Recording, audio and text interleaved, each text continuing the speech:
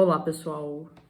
Continuando aqui o livro Uma Trilha para o Paraíso, estamos na página 15. No vídeo anterior à meditação, que o vídeo anterior a esse foi uma meditação para a gente se conectar com, né, o nosso arquétipo, com a nossa matriz nesta vida, nessa encarnação atual, ligada à energia da Mãe Terra.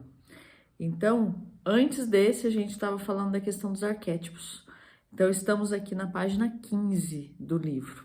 Eu quero ler um pedacinho para retomar esse fio aí que nós falamos no vídeo, né, da conversa anterior.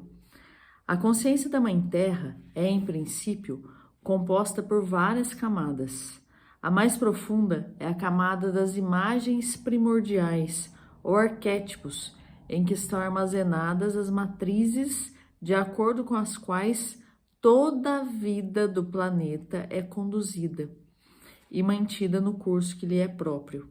Essa camada pode ser comparada com o inconsciente do ser humano. E se a gente fala assim, que existem arquétipos para cada coisa? Então, existe o arquétipo do ser humano. Tem um livro de Geoffrey Hodgson, né, com H-O, que ele fala da composição, da criação do ser humano. Quando a nossa mãe está grávida de nós, como que é formado, né, essa questão do corpo? Isso é um arquétipo, porque é um formato padrão. Então, da onde que vem esse formato padrão?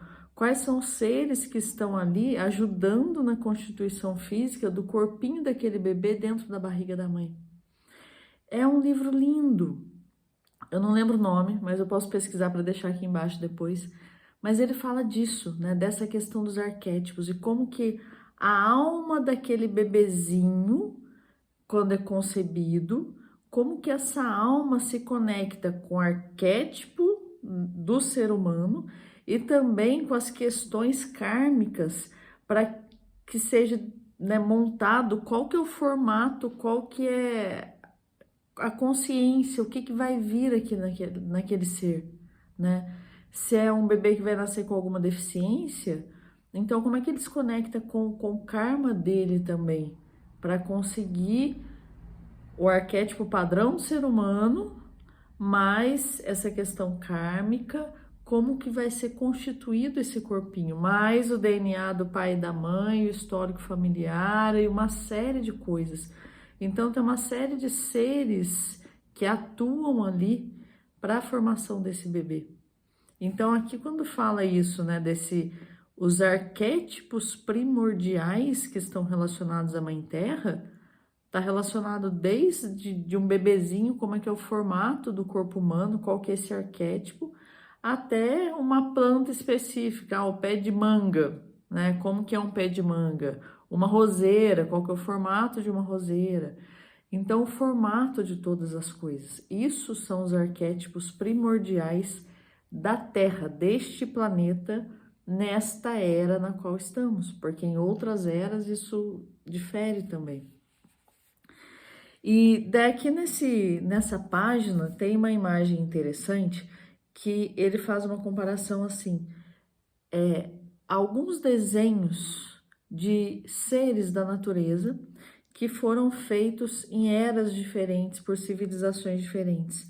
Então coloca o espírito do algodão da cultura Paracas, no Peru, entre 700 e 200 a.C., o espírito de uma árvore na cultura medieval europeia e o desenho que ele mesmo, Marco Pogatnik, viu uma vez de o espírito de uma árvore.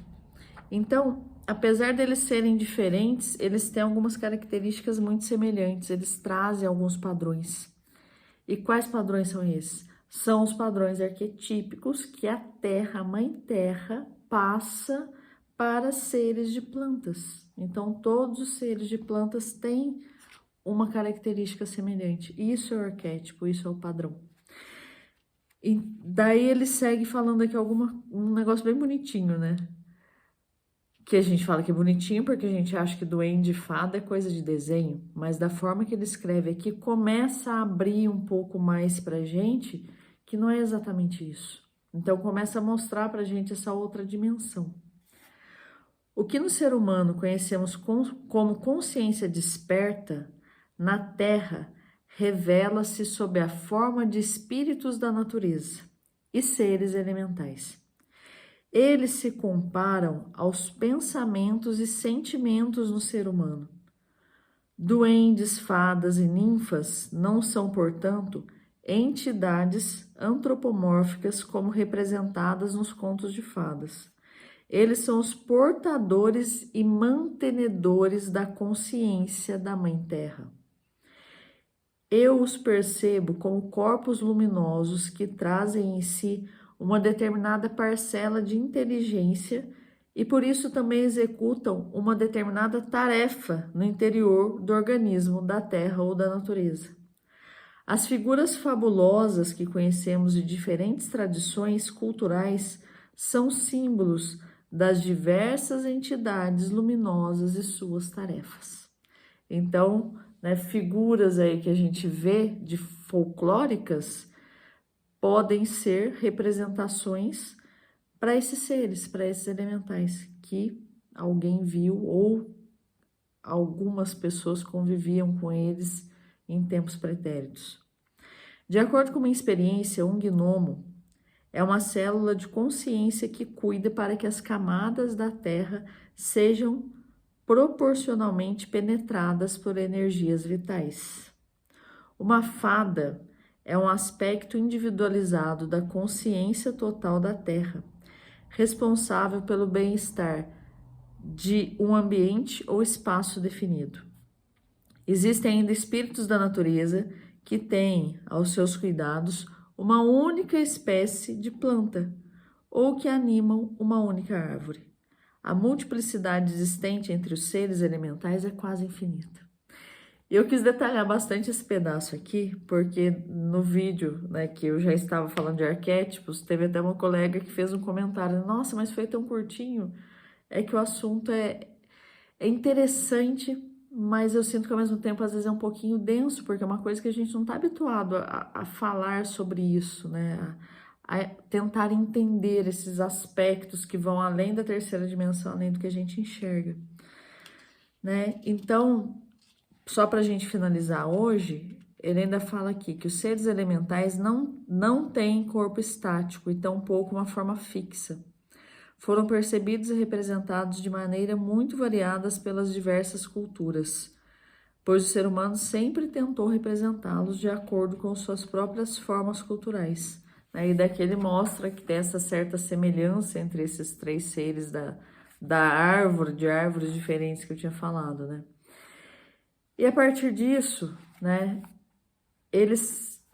a próxima linha ele fala aqui que os seres elementais sempre se adaptam à cultura com as quais eles estão comunicando. Daí eu cito outro livro, novamente, Geoffrey Hodgson, e ele fala que os duendes que ele via, as primeiras vezes que ele via o duende, às vezes o duende estava com uma roupinha diferente.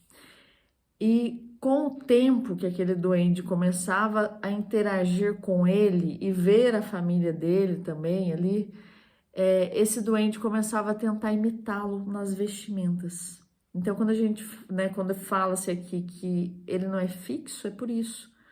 Porque ele tenta se aproximar da cultura com a qual ele está comunicando. Então, ele tentava plasmar roupinhas semelhantes às que Geoffrey Hodgson utilizava. Então, só para ficar aqui esse pedacinho, para a gente amarrar essa historinha dele com essa história do Marco aqui. E na próxima seguimos, ainda tem mais um pedacinho desse capítulo, para a gente falar como que ele fez os cosmogramas, os desenhos que estão nas pedras de acupuntura aqui na região do sul de Minas. Certo? Valeu, pessoal. Paz e luz.